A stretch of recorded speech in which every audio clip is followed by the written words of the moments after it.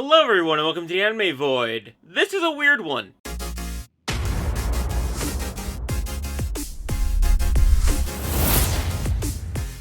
So, the 6th volume starts off with some scientist somewhere in like the Antarctic or something talking about an impending ice age and breaking the fourth wall and thus spelling doom for all Earth and humanity. This then transitions to having fun with hairstyles, just experimenting, having fun because Tsundere has hair growing medicine so they can do whatever they want for the entire chapter. It's a fun setup for shenanigans. But the shenanigans go off the rail when Hahari takes the hair growing medicine and the hair controlling medicine at the same time. She does this for the express purpose of tenticular titillation, which should be on a shirt. I would never unironically wear it, but by God, that shirt still needs to exist regardless. Anyway, the mixing of the two medicines causes Hahari's hair to just go absolutely berserk and do what tentacles do best in anime, which is titillate. Over the course of 2 chapters, so this is an arc technically, the hair literally covers the globe. Also, does this mean that the flowers are a part of her hair? Because that's odd. Rentaro manages to snap Hahari out of it with the help of a guest appearance from Hahari's late baby daddy, and they end up sending her hair, like the excess hair, into space to burn up in the sun, thus saving the Earth twice. The second time is because the hair going into the sun ended up reinvigorating it and making it stronger, thus pushing back the impending ice age and saving humanity, which was apparently a part of Rentaru's plan. I desperately want to know the inspiration behind this mini arc because, by God, I need answers. In everything, there is a moment where it can go too far. Even the most outlandish and wacky concepts can have a jumping the shark moment. And this was it for 100 Girlfriends. It was just too weird. It was so absolutely bonkers that I couldn't bring myself to enjoy it. It was not very enjoyable to go through this level of insanity. I was just way too dumbfounded. But after that, we're back to standard levels of 100 Girlfriends nonsense, which I'm very happy with.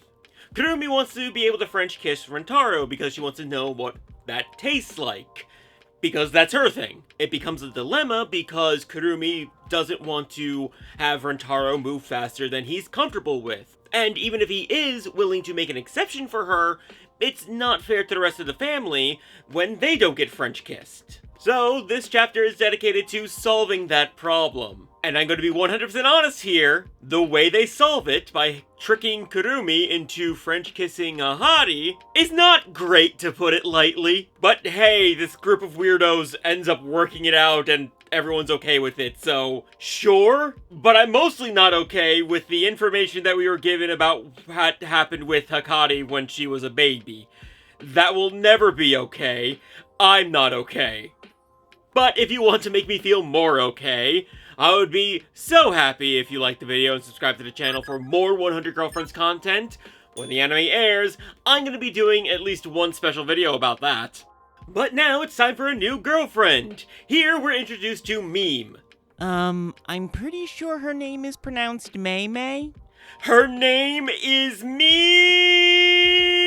She's the shy, gloomy GF that is always hiding and knits cute little animals. She uses them to create diversions. She always keeps her eyes hidden beneath her long bangs, which Nozawa does respect by having the sound effect be over her face during the eye contact scene.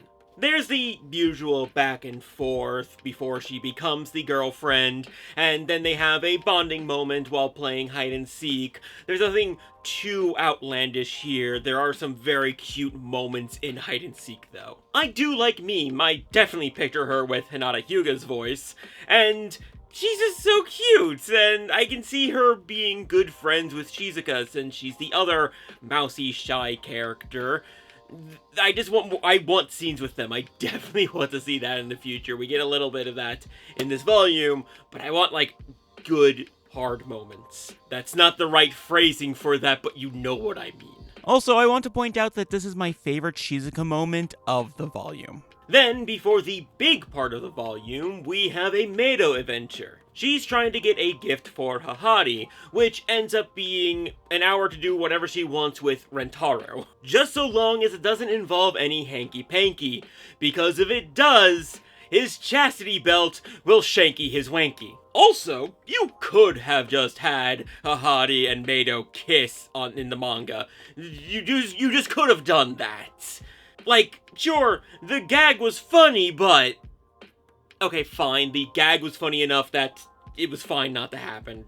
You win this round! This is where I actually had to take a small break from reading the volume. Because I've been reaching burnout from my day job, and the first 2 volumes still had a sour taste in my mouth. I was a tiny bit aware of what the last 3 chapters of this volume were, so I wanted to experience it with a fresh head and ready to just dive into it. So, after a bit of rest, I got into reading the Tsundere arc.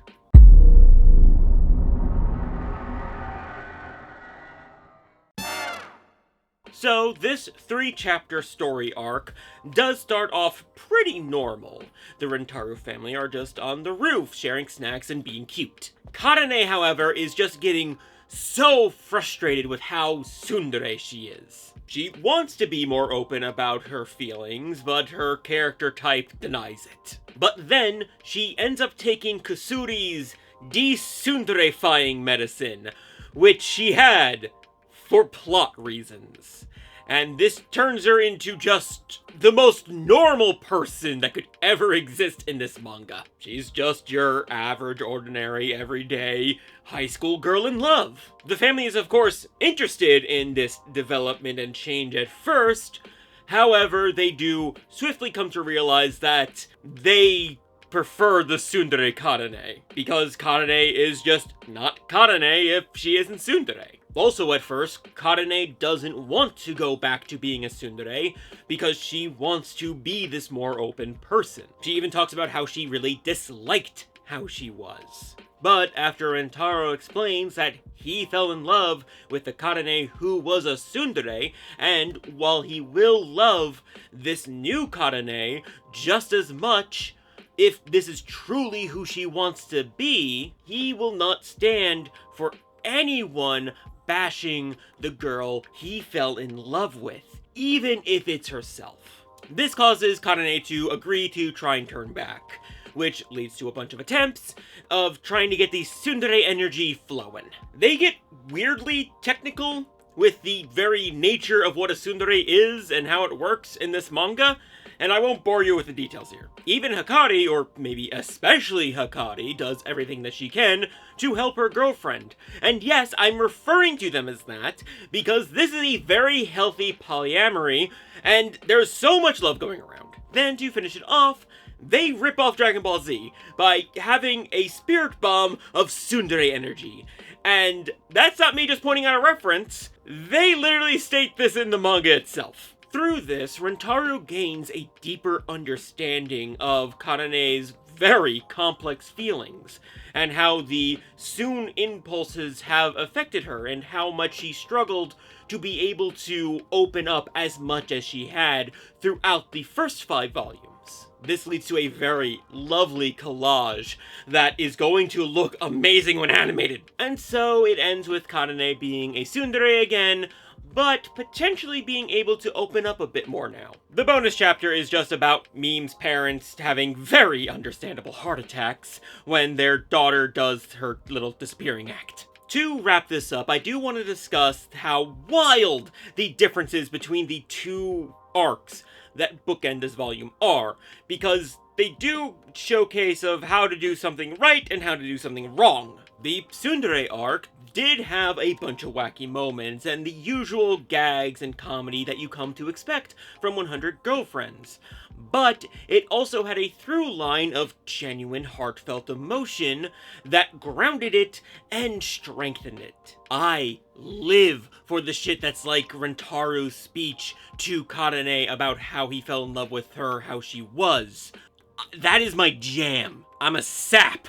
With the hair arc, they tried to put in some emotion, but it fell flat because it was just completely swallowed up by the insaneness of everything that was around it. And it goes to prove that the series is a pretty delicate balance. You can't go too far one way or the other. You can go very silly, but not extremely silly. Like, I can imagine it can go very heartfelt, which it has, pretty much. But it definitely can't go extremely serious, because that'll just be tone deaf and very jarring. There is a Goldilocks zone for this series, and it is definitely showcased the best in the Tsundere arc. So overall, this volume stumbled at the beginning, but really stuck the landing. Volume 7 has 2 new girls on the front, so that means at least 2 new girlfriends are going to be showing up, so that's going to be fun, and I genuinely hope that you'll join me for that one.